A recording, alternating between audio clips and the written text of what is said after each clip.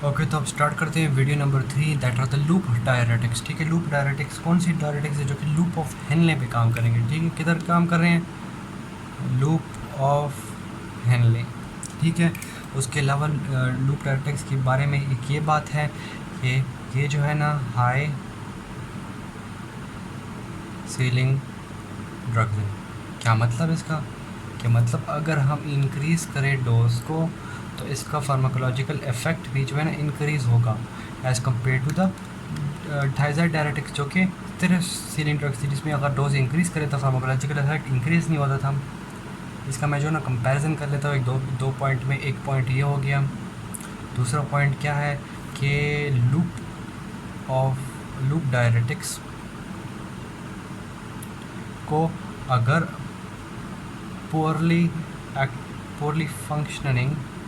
Poorly function वाले kidney में अगर देंगे तो उसमें भी जो है ना ये अच्छी तरह काम करेगा एज़ कम्पेयर टू थाइज़ाइड डायरेटिक, जिसको जो है ना फंक्शनल किडनी के सेल्स चाहिए। ठीक है, यानी कि पंप है उस पर उसको जो है ना प्रॉपर चाहिए। उसके अलावा और ट्रांसपोर्टर्स हैं वो भी जो है ना सबको थाइज़ाइड डायरेटिक्स को क्या चाहिए? फंक्शनल चाहिए। तो loop of Henle the loop diuretics thiazide diuretics से इस वजह से भी डिफरेंट है और अच्छे हैं। उसके अलावा थर्ड क्या है? लूप डायरेटिक्स क्या करेंगे? हाइपो कैल्सीमिया कॉज करेंगे। ठीक है, increase in the number of calcium नहीं होगा।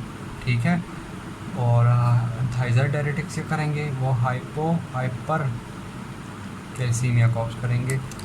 उसके अलावा एक और बात है कि increase in the amount of urine produce होगा इन लूप डायरेटिक्स में। ठीक है, क्योंकि इसमें जो है ना 25 to 30% of the sodium absorption कौन करता है? लूप ऑफ हेनले करता है। ठीक है, तो लूप डायरेटिक्स इसकी ये प्रिवेंट कर लेंगे।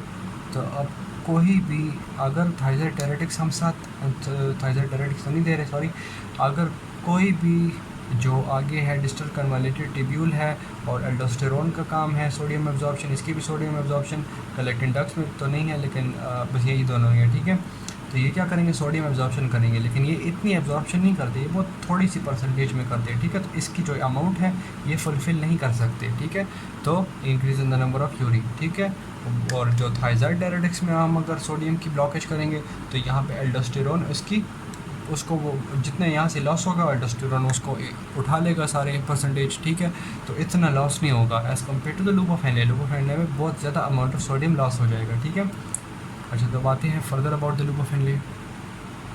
ओके, तो ये ड्रग्स हैं ब्यूमेटिनाइड, फ्यूरोसमाइड, क्लोरोसमाइड एंड एथोक्रेनिक एसिड। ठीक है, ये ब्यूमेटिनाइड क्या है? मोर पोटेंट है एज़ कम्पेयर टू द फ्यूरोसमाइड, ये लेस पोटेंट है। ठीक है, अच्छा, अब आते हैं इसके मैकेनिज्म ऑफ एक्शन। वैसे एक बात थी मैंने को बता दूँ। अच्छा, अब आते हैं इनके मैकेनिज़्म ऑफ एक्शन पे, कि मैकेनिज़्म ऑफ एक्शन के काम किस तरह कर रही है ड्रग्स। ठीक है, लूप ऑफ हेनले पे काम करेंगी। तो यहाँ पे ये ल्यूमेन ड्रॉ कर दिया मैंने। ठीक है, ये बस एपिथेलियम का ये बस बॉर्डर लाइन बना दी। ठीक है, यहाँ पे क्या है? एक ट्रांसपोर्टर है 2 क्लोराइड Na पंप, सही है, जो क्या करेगा? को ट्रांसपोर्टर। ठीक है, इस सब को इधर ट्रांसपोर्ट कर रहा है। ठीक है, दो नेगेटिव है और पॉजिटिव बैलेंस हो गए। ठीक है, तो थाइज़ाइड डायरेटिक्स यहाँ पे ऐड करेंगे। ठीक, ये इसकी वजह से ये होंगे नहीं तो ये सारे क्या हो जाएंगे? एक्सक्रीट हो जाएंगे। क्यों? और मेजॉरिटी सोडियम, ठीक है, एक्सक्रीट होगा, क्योंकि यहाँ पे जो है ना जो एब्जॉर्प्शन यहाँ पे हो रही है वो 25 टू 30% एब्जॉर्प्शन हो रही है सोडियम की, तो ये सारे लॉस हो जाएंगे। तो ये कोई भी फुलफ़िल नहीं कर सकता, तो फिर ज़्यादा एक्सक्रीशन होगी। लेकिन यहाँ पे जो इम्पोर्टेंट बात है वो ये है कि ये तो चलिए एक्सक्रीशन के मुतालिक बात हो गई। जो यहाँ पे दूसरी बात है वो ये है कि जो पोटेशियम जो यहाँ पे अंदर इंटर होगा, ठीक है, ये थोड़ा सा रीडिफ्यूज़ बैक होता है और ये जो है ना यहाँ पे पॉजिटिव पोटेंशियल मेंटेन करता है इस ल्यूमेन में। ठीक है, तो इस पॉजिटिव पोटेंशियल की वजह से क्या होता है?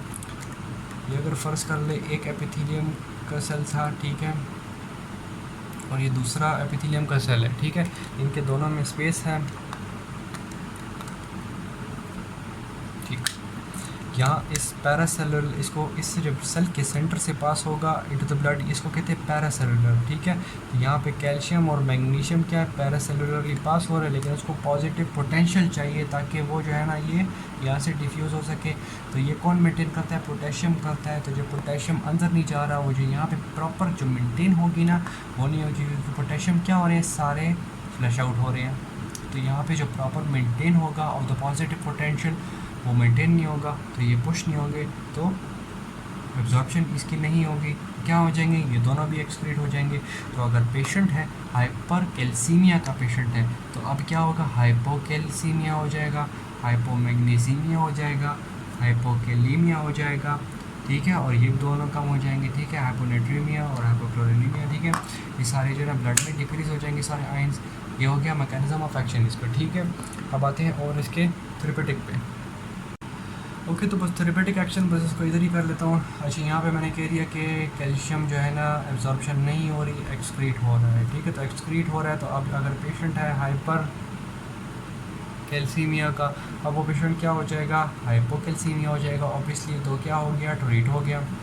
अब अगर एक बंदा है उसको एडिमा हुआ है, ठीक है, ठीक है। एडिमा में क्या होता है, ब्लड वेसल से इंटस्टिशियम में जो है ना वाटर या फ्लूइड जितना भी ब्लड है, वो ब्लड के कंटेंट है वो ट्रांसपोर्ट हो जाते हैं इनटू द इंटस्टिशियम, तो स्वेलिंग हो जाती है। तो एडिमा, अगर पल्मोनरी एडिमा हुआ है या जाकर भी एडिमा हुआ है, वहाँ पे क्या होगा, अब हम जो है ना सोडियम रिमूव कर रहे हैं, ठीक है। मैंने क्या कहा था 25 to 30% सोडियम क्या हो रहा है, एक्सक्रीट होगा, अब कोई भी एब्जॉर्ब नहीं कर सकेगा, ठीक है।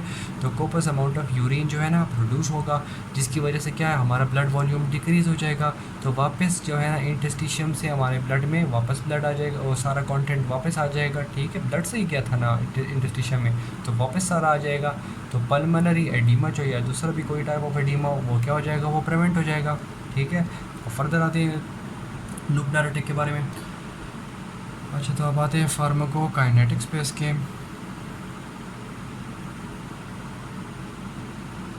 इसको जो है ना हम लूप डायरेटिक्स ओरल भी दे सकते हैं और पेरेंटल राउट भी दे सकते हैं। पेरेंटल राउट कौन से होते हैं, आईवी राउट, ठीक है। आईवी राउट हम कह रहे हैं यहाँ पे, ठीक है। इमरजेंसी सिचुएशन है, एडिमा हुआ है, तो उसको जो है ना हम लूप डायरेटिक दे सकते हैं। 2 to 4 आवर इसका एक्शन टाइम है, ठीक है। उसके अलावा एक्सक्रीट कहाँ से होंगी, एक्सक्रीट जो है ना ये ऑर्गेनिक एसिड सिक्रेटर जो सिक्रेटर थे वहाँ से होगी, ऑब्वियसली डायरेटिक है, तो वही है। अच्छा, बात है एडवर्स इफेक्ट्स पे इसके। ओके, तो एडवर्स इफेक्ट्स करते हैं। एडवर्स इफेक्ट्स कौन कौन से हैं, नंबर 1 इसका क्या है, हाइपो मैग्नीसीमिया, ठीक है। मैग्नीशियम हमारे ब्लड में कम है, ठीक है। वही जो लूप डायरेटिक्स में मैंने कहा था कि कैल्शियम और मैग्नीशियम जो है ना पैरासेलुलरली पास होंगे पोटेशियम की वजह से, ठीक है। और पॉजिटिव पोटेंशियल मेंटेन करेगा। जब ये नहीं होगा तो ऑब्वियसली ये भी अब्जॉर्ब नहीं होगा, तो हाइपो मैग्नीसीमिया। दूसरा साइड इफ़ेक्ट क्या है, हाइपोकैल्सीमिया, ठीक है। अगर हाइपोकैल्सीमिया हम थेरेपेटिक में भी है और प्रिवेंट और जो है ना साइड एडवर्स इफेक्ट में भी है, लेकिन हमें अगर चाहिए तो फिर साइड थेरेपेटिक हो गया, नहीं चाहिए तो फिर एडवर्स हो गया, ठीक है। तो दोनों इधर हो गए। उसके अलावा क्या है, पोटेशियम भी निकल रहा है सारा, तो क्या हो गया, हाइपोकैलीमिया, ठीक है। उसके अलावा अगर सोडियम बहुत ज़्यादा निकल गया हमारी बॉडी से सोडियम, तो हाइपोनेट्रीमिया भी हो सकता है। उसके अलावा जो है ऑटोटॉक्सिसिटी भी कॉज करता है, ऑटोटॉक्सिसिटी कॉज करता है, ठीक है। इसका रीज़न इस तरह डिस्कस नहीं है, लेकिन इसका एंटीबायोटिक के साथ काम है। एंटीबायोटिक्स जो होती है ना वो जो है ऑटोटॉक्सिसिटी कॉज करेंगी। तो मेरे ख्याल में अगर ये इस तरह कह सकते हैं कि अगर ऑर्गेनिक सिक्रेटर पाथवे हैं, ठीक है, उससे क्या डायरेटिक भी जा रहे हैं, ठीक है, उससे जो है ना एंटीबायोटिक्स भी जा रहे हैं, ठीक है, और उससे क्या होते हैं यूरिक एसिड भी जा रहे हैं, ठीक है। तो अगर डायरेटिक ज़्यादा चला गया तो एंटीबायोटिक की भी कंसनट्रेशन इंक्रीज़ हो गई, यूरिक एसिड भी होगी। तो एंटीबायोटिक अगर डिजीज़ कॉजिंग है, इस तरह ऑटोटॉक्सिसिटी कॉज करता है, तो ये डायरेटिक इसकी ऑटोटॉक्सिसिटी के वो जो एडवर्स इफेक्ट है वो इंक्रीज़ कर देगा। तो ये भी इसके एडवर्स इफेक्ट्स में आ सकता है, ठीक है। इस तरह भी हो सकता है, और इसके अलावा ख़ुद भी कॉज करता है, लेकिन इस तरह से कोई स्पेसिफिक रीज़न नहीं है कि वो किस तरह कॉज कर रहा है, ठीक है। इस तरह कुछ स्पेसिफिक साइड इफ़ेक्ट्स होते हैं, ठीक है, जिसके आगे कोई रीज़न नहीं होता। अब कोई डिजीज़ फिटोटॉक्सिक है तो इतना कोई ख़ास डिटेल गिवन नहीं है, ठीक है। कोई साइड इफ़ेक्ट्स अननोन कॉजेज़ की भी हो सकते हैं, ठीक है। अच्छा, उस आखिर में क्या है, अब मैंने क्या कहा, यूरिक एसिड जो है ना ये इंक्रीज़ हो गया हमारी ब्लड में, क्योंकि यहाँ पे ऑर्गेनिक सिगरेटर पाथवे से डायरेटिक्स चले गए। तो यूरिक एसिड जब इंक्रीज़ हो गया तो हाइपर यूरिसीमिया, यूरिक एसिड हमारी बॉडी में ज़्यादा, तो गाउट के पेशेंट अगर हो उसमें जो है ना ये साइड इफ़ेक्ट है। हम अगर नॉर्मल पेशेंट है तो हाइपर यूरिसीमिया हम जो है ना फिर भी चले मेंटेन कर लेंगे, लेकिन अगर गाउट का पेशेंट है जिसमें यूरिक एसिड ही इंक्रीज़ है और उसकी वजह से और भी इंक्रीज़ हो जाए तो उसमें तो गाउट के सिम्टम्स और एडवर्स इफेक्ट्स और भी ज़्यादा हो जाएंगे, तो डिजीज़ पेशेंट में बहुत इफेक्ट, ठीक है, मतलब बहुत इफेक्ट देगा ये, ठीक है। तो यहाँ पे एंड करते हैं लूप डायरेटिक्स पे, ठीक है।